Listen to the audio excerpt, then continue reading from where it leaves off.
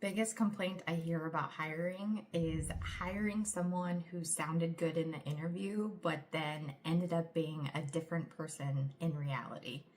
That happens so often, and it goes back to the hiring and interview process. So there's 6 things that you need to do throughout the hiring and interview process in order to make sure that you're actually hiring the person who you think you are.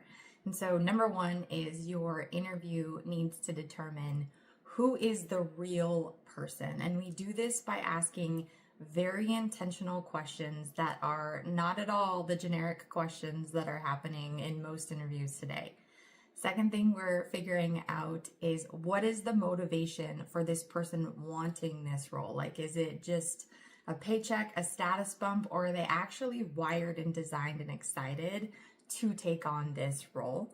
Number 3, we're trying to determine is their alignment within your organization and within the role itself. So we're looking at, do they have the capacity to excel in the role? And do they have the character to thrive within your organization?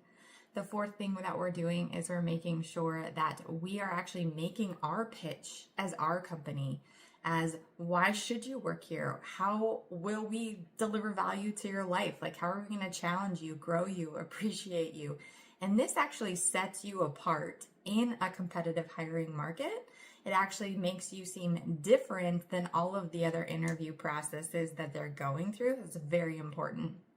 We also want to make sure that we are setting our expectations and we are laying them out on the table, in no uncertain terms.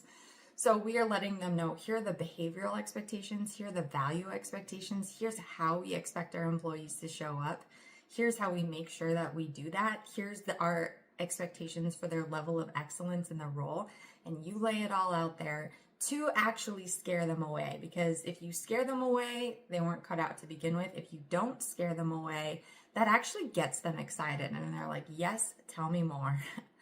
And then the next thing that we have to do is having all of that information. We have to be able to walk away and make a completely confident decision knowing that, was I able to answer all of these questions? Do I know their character? Do I know their capacity?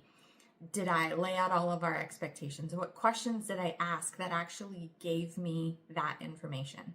So we unpack all of this in the latest podcast, the 6 objectives of an interview so you hire with confidence. So you can check that out on any podcast platform. Just search Building a Clear Authentic Brand or Amy Dardis.